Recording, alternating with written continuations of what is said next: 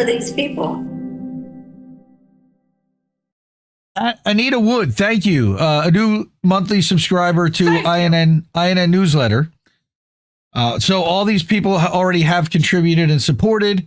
The ways that you can do that if you're not already on that board, and we appreciate everyone that is and continue to be on that board and continue to support.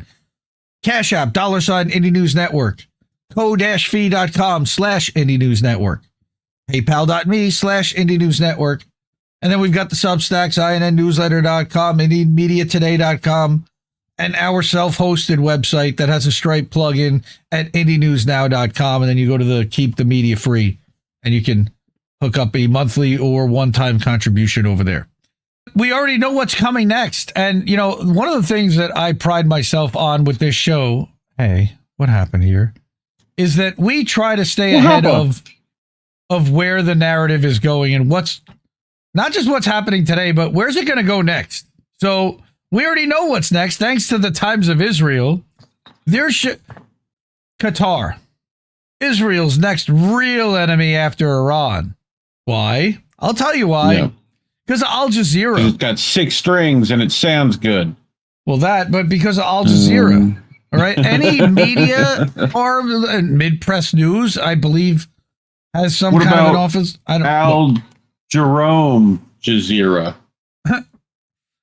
And now, international news from Al Jazeera. Dude. Car bombing in Syria, skilly boom babadi, yeah. 37 people killed. Ooh, the people are dead. Ooh, the people are dead. Yes, that's Al Jazeera. Yes, Jazeera. Thank you, Family Guy, for that. Unbelievable. Israel American is currently Dad, bombing. how dare you? 5 countries are being bombed by Israel, but some are already planning for the next war, which is going to be Qatar. They want to go after Qatar next. Can't imagine why. There must be mineral resources somewhere under there. Oil or... Yeah, funny how that works. Or there's a media outlet that's coming out of Qatar that they want to shut down. They've also threatened Pakistan and Turkey in the last few days, apparently. This was 2 days ago. So that's the first thing is we know that what Israel's plan after they finish allegedly dismantling Iran is they want to go after Qatar and destabilize yet another part of that region. All right, we talked about Trump a little while ago and some of the shit that they've been doing with Mahmoud Khalil and the L that they took with Kilmar Abrego Garcia. Here's another L that they took. ICE arrested a guy twice this week with legal status, the same guy. And they had to release him both times because he had status. Like a day laborer arrested and held for 8+ hours despite having been granted asylum years ago. He was set to be transferred out of LA, but we were able to prove status before they moved him. They're playing this musical chairs. They're trying to move people around the country so you can't even find them. And by the time you do, they've already suffered for a week. And like the punishment is part of the process. They just want to inflict pain and punishment on these people. It's just brutal and unnecessary. These people did nothing. They did nothing wrong in most cases. Okay, how many of the 283 people that they knew they sent to CCOT that had committed no crime in the United States? Yep. I want to shout out this Substack newsletter, Dissent in Bloom, dissentinbloom.substack.com. Coming to a Substack newsletter near you. She wrote a piece the other day, or it was yesterday. ICE is using TikTok to hunt, and Trump is letting it happen. So that's pretty interesting, as Trump puts off the ban for another 90 days, which the president isn't even supposed to be able to suspend that activity at all. That was deemed by Congress that ByteDance had to sell by a certain date, and they just keep kicking that can down the road. Why? Because the CIA got let in the back door, and now it's become a big data mining operation. So she says this isn't just about TikTok. The 34-page ICE document reads like a blueprint for building a nationwide surveillance state, and social media is only one piece of the machine. For months now, Trump has been dangling the TikTok ban like bait in a psyop trap. One minute he's calling the app a Chinese spy, the next he's issuing yet another delay. Why? The first deadline came and went, then came another and another. We're now on our third extension. Each time, the ban threatens to drop like the bass in a TikTok remix, but just before it does, the rug gets yanked. Go figure. Again! At first glance, it looks like dysfunction, but dig a little deeper and it starts to look like design. Because a newly unearthed ICE document so dense with surveillance jargon it might as well have come wrapped in foil lays it all bare. TikTok data is a resource, a harvest, and ICE and the federal government wants it flowing like a fire hose. They're not interested in banning TikTok. They're interested in mining it. You know who wanted TikTok banned? It wasn't the U.S. government. It was Israel. Because hashtag Free Palestine was outdoing hashtag I'm Israel Chai 10-1. Okay, so check out this article by Descent in Bloom. It's a really good one. And don't forget TikTok Trojan Horse by Alan Macleod. You can go that's a check good that one. out in our backlogs if you wish. It shows all the NSA agents and Homeland Security and former spies that are now working in management at TikTok, State Department employees as well. That was with Jesse Jett, if I remember correctly, from 2 years ago on INN News. Yeah. I also wrote an article this week that started from just a Substack note. And I guess I'll start with the note because the note is quick. And then I just wrap it with a lot of images and receipts to back up what I'm saying. But I said, so I publicly asked multiple times on here on notes a few things about the No Kings Day that people seem to be very excited over.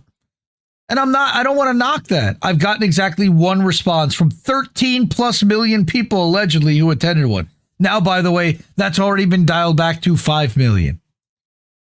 My question is, what did the people attending the No Kings protest rallies yesterday accomplish?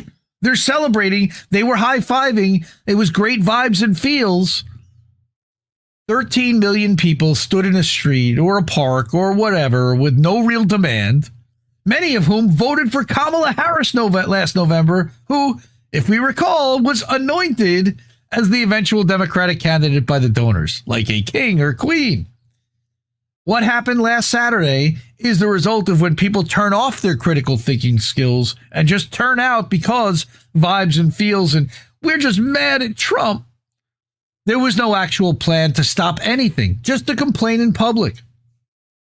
It was organized by the people who rigged their last 3 presidential candidates, and partially funded by a billionaire heiress of the largest employer in the country, who's directly responsible for millions of Americans who work for her companies being underpaid, still required to be on food stamps, and not given enough hours to earn a living. Walmart. And I put a tweet above from our friend Tired Peasant, who talked about that she's leaving the Walmart store that she's been working at for 11 years in Florida, and they're replacing her with 3 part-timers. They're not putting full-timers on the payroll. Just as a reminder of very recent history, Joe Biden was the winner of the 2024 Democratic primary, even though most who voted for him were effectively forced to choose him. Throughout the primary, Democratic Party bosses made it clear to everyone that Biden was going to be the candidate Democrats had to vote for as the incumbent and the only serious challenge to Trump, which they all knew he wasn't. Of course, we all saw that a coup was engineered within the Democratic Party, one that everyone knew was coming for 3 years. Jesse Jett literally talked about that they were going to run Kamala Harris in 2024, in 21 on his albums. We have the receipts. And it resulted in Harris being installed as the nominee to challenge Trump. Nobody besides the billionaire donors got to choose her as their candidate. After we all saw how badly they botched the last 4 years, there probably wasn't any Democrat that could have beaten Trump. And I think that they all knew that. The people likely would not have, no matter which Democrat she faced in a primary, voted for Harris. So the party just ensured that she didn't have to face any challenge by exposing Biden's dementia post-primary as too advanced, even though everyone knew for years that he wasn't really running stuff anyway and demented, but he was just too advanced to continue, right? There was even, remember, an opportunity to have an open debate and choose a different candidate at the convention, but that wasn't even seriously ever part of the conversation. I still can't believe that. Everyone around her knew Harris had no chance and would be a miserable failure if she somehow pulled it off, but they all still got in line behind her anyway. The Democrats compromised themselves. They bullied a complicit, click-hungry media apparatus. They whitewashed and ignored genocide in Gaza. They also funded and armed it. They gaslit us on Ukraine not being a proxy war, only to have them admit it was all along. And they even blackmailed half of Hollywood to attempt to make it happen. A reminder that Antony Blinken and Jake Sullivan effectively ran foreign policy for the country under the Biden admin, and that the aforementioned Anita Dunn, it's come out, made a lot of the domestic policy decisions with the auto pen. Nobody elected any of them last I checked. And now back to Saturday's No Kings Day. Oh, God. It's good to be the king. And now the Democratic Party again wants you to believe that the party would be a positive alternative to Trump, that they would provide, and that they gave people an opportunity to yell, "Orange man bad," in the streets, funded by the corporate America largely getting in line with Trump's agenda. It seems like this was a liberal pink pussy hat 2.0 party 8 years later. All right, everyone who attended went home that night, felt a little better about themselves for a day, and then watched World War III continue to unfold, supported by those same Democrats who organized the protest rallies. Nothing fundamentally changed, just like Joe Biden. Not one person celebrating No Kings on Saturday wanted to answer these questions, and I got a couple, but they were very kind of lame. What happened on Sunday? What happens on Monday? Is there any follow-up? Do you do any direct action? Is there any way to make elected officials uncomfortable so they change their behavior? They showed up at these protest rallies. You can't make them uncomfortable if they're there on your, standing alongside you. I didn't think so, but please prove me wrong. Or explain what was accomplished that has everyone acting like something was.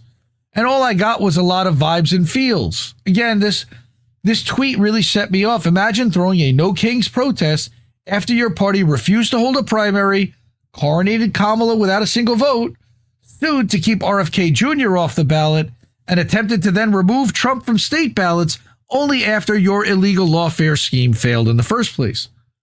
If there was a modern-day monarchy in America, there would be one party you could point to, which is the Democrats. 75 million people did vote for Trump. Nobody would have voted for Harris given the choice from the outset. They were basically shoehorned into it because they voted blue no matter who. And that triggered a bunch of stuff. And I didn't want to write the article, and Colin and Reef covered it on INN News, and they read through this whole thing and commented as well. They brought up Brett Wilkins' piece where, again, he talked about vibes and feels. And here's this shit lib. Maybe nobody's responding to your dumb fucking question because it was posed by a morally preening dipshit. Just a thought. Yeah, no. Sorry, you have nothing. Tell me what you think I got wrong. He's got nothing. What we accomplished, all right? Get a real job. By your logic. The common clay of the New West. Now, Michelle Decryptodamus, friend of the show, says, I think it was a good test run or show of force that proved a lot of people will take to the streets if shit gets even more out of hand than it already is. I disagree. Well, Also, a contrast aren't to they the supposed to do another one? July 4th. How interesting. Like July 4th? It's also a contrast to the military parade in D.C. It was psychologically humiliating for Trump. Humiliation is one of the most potent weapons against narcissists. Certainly, they had more people attend than his shitty birthday parade. Absolutely. That's if you believe he's running anything. I think that it was really his decision to run that military parade. He orchestrated that because he wanted a birthday party and he wanted to see tanks in the streets. So we have some really good news. According to our friend Chanda, Terry the tumor is dead. She beat cancer. Fuck cancer. Okay. Chanda went to go see her pulmonary thoracic surgeon on Friday. He's the head of her care team, the nicest, smartest man in the room. And he said that they can't find any new cancer cells and that they fought back what's there. So I think they said one more test and they'll declare her actually in remission. She put an update on her GoFundMe where I will also, again, I'm very actively taking immunotherapy. So here's her mix of meds that she's been taking, right? She still needs help because SSDI came through, but still needs a lot more financial support if we can help. She's only got, $5,000 on her goal. She's got $1,275 raised. Anything anyone can do there, that would really help.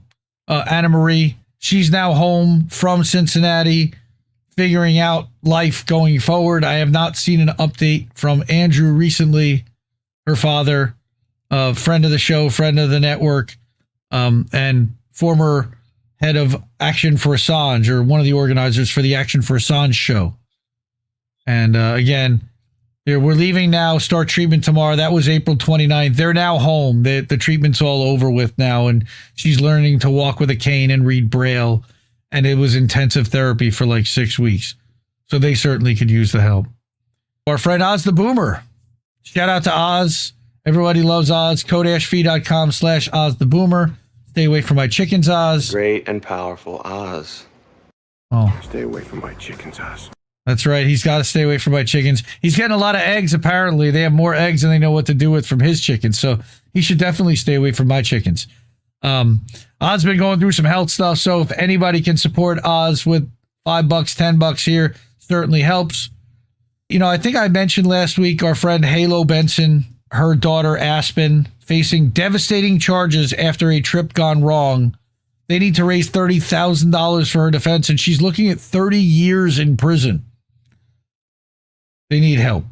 So this is the GoFundMe for Aspen. I think I might have even put it up last week. They haven't even gotten to $1,000 yet, but thank you to the $700 to the people who've donated, the 7 people. I know Misty's one of them. We're going to be putting in from INN also to support this. She's going to need a lot of help, and she just got caught in a bad situation. It's really rough. I'm hoping everything works out for her. So she's also autistic, and she was held in prison for a while, and it definitely triggered her, and it's apparently going to be months of a setback. And again, a lot of that is here in the GoFundMe kind of description. I don't want to go through the whole thing, but we will do that. I think I did that last week. But please, I'll put the link in the description afterwards, and definitely at the Substack, where the newsletter, where all the links for everything coming to a Substack. Yes. Substack newsletter near you. All right, it'll be in there. That's where I try to make sure all the links are. Like I mentioned Indie News Now before, because you can keep the news free and support our network there with a Stripe contribution. Go to my website. All right, but there's also the ability to watch live, and there's a news section. So we feed in from a bunch of different Substack publishers and Common Dreams. I don't know if we've got Truth Out still in here anymore. Richard Medhurst and God, so many people. Robert Urbanchek, he's another one from our friend over at Substack who's trying to call for peace. All right. And Progressive Truth Seekers. Again, just keep scrolling. It's nonstop, infinite scroll. You can read more articles and watch videos and podcasts, and then you can even break it down. So if I just want to watch videos, I click right there and it'll just show me just the videos. Pretty cool stuff. The other thing that I wanted to show was the merch. We have a new merch store. IndieNewsShop.itemorder.com. Look at my shirt, little bitch. That's not nice. Buy my merch right quick. Look at my shirt. Check out that bitch. Go to beanie. my website. All right. Indie News Shop. You've got INN t-shirts. You got the INN logo that the Zagos did. You got me with the red tie. I asked them to make a green tie one. I don't know if they've done it yet. Here's all the t-shirts. You got American Tradition shirts. Shirt, little bitch. Okay. When people are occupied, resistance is justified. That's t-shirt, $20. Have it delivered to your house, $20 plus shipping. Buy my merch right quick. Right. And you get it in black as well. So all these people already have contributed and supported. The ways that you can do that if you're not already on that board, and we appreciate everyone that is and continue to be on that board and continue to support. Cash App, $ Indie News Network. co-fi.com/Indie News Network. PayPal.me/Indie News Network.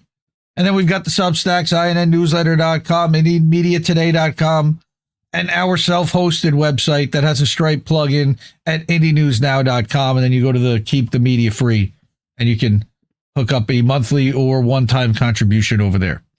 IndieNewsNow.com, INNnewsletter.com, IndieMediaToday.com. So many places you can go in order to support independent media, because we need it more than ever. Again, I love you all, and see you soon. I don't know when, but we'll see you soon. See you, everyone. Bye. Have a great time. Bye-bye! No! We just fucking lost the stream!